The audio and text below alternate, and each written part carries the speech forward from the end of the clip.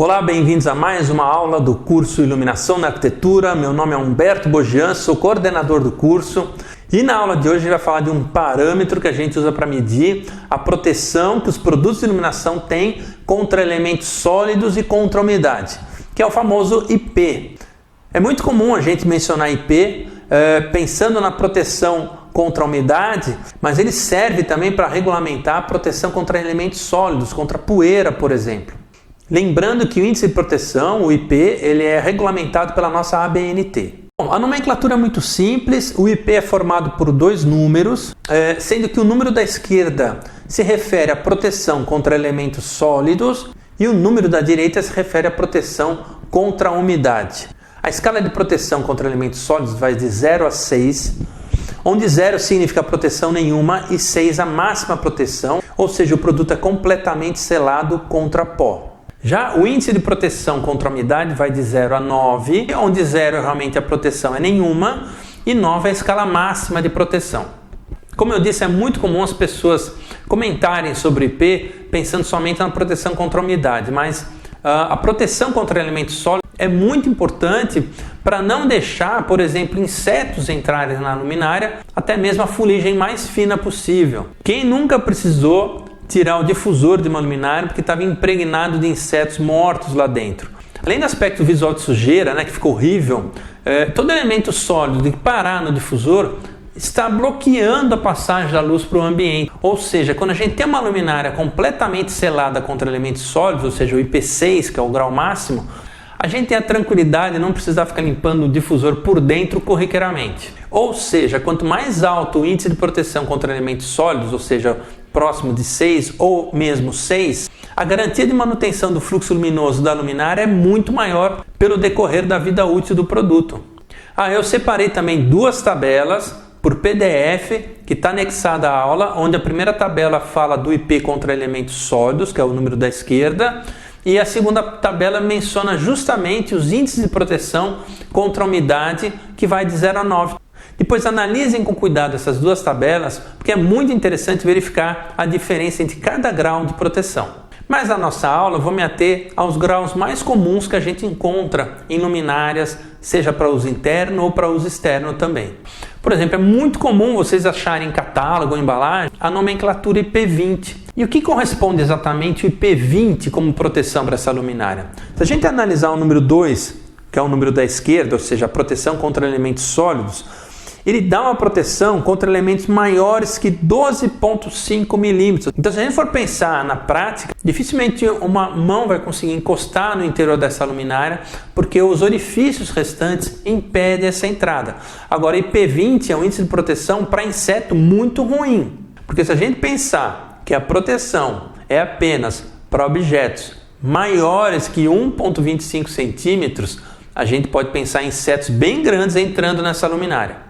Agora, o segundo número da direita, o 0, está justamente dizendo que a luminária não tem proteção nenhuma contra nenhum tipo de umidade, seja até vapor. Ou seja, é uma luminária exclusivamente para uso interno e totalmente desaconselhável para áreas úmidas, como banheiros e saunas, por exemplo. Então, pelo que vocês perceberam, o IP20 é um índice muito fraco de proteção para uma luminária, por exemplo.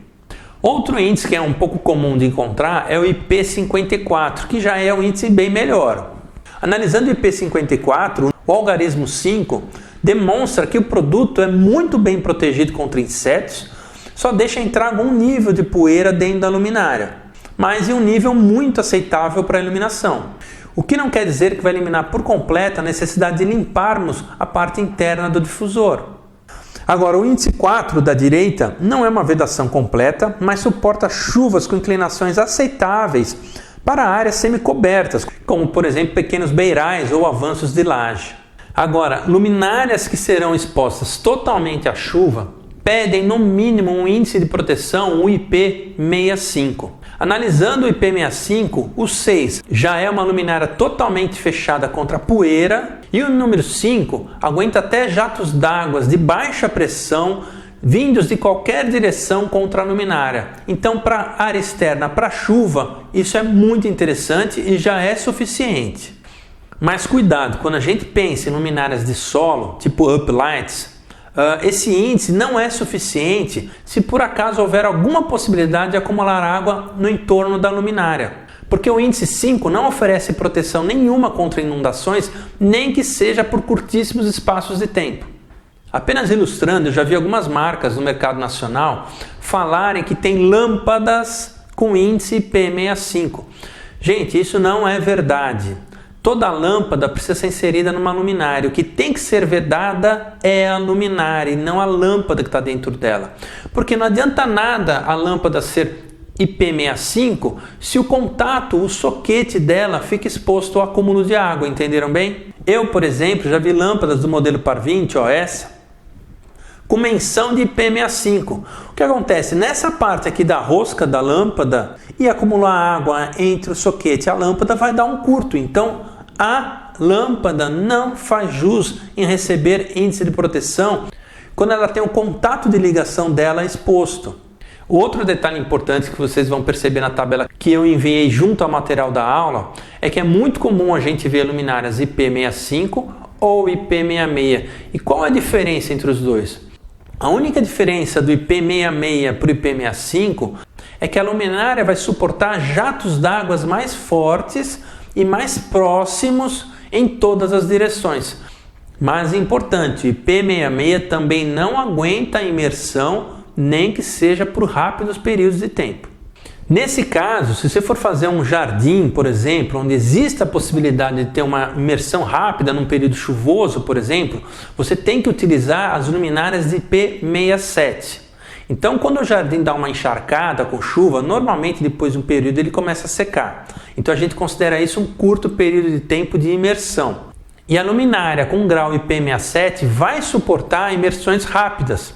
Mas cuidado, se existir a possibilidade de imersões muito prolongadas, como por exemplo uma enchente que pode durar por tempo mais prolongado, o IP67 também não vai suportar.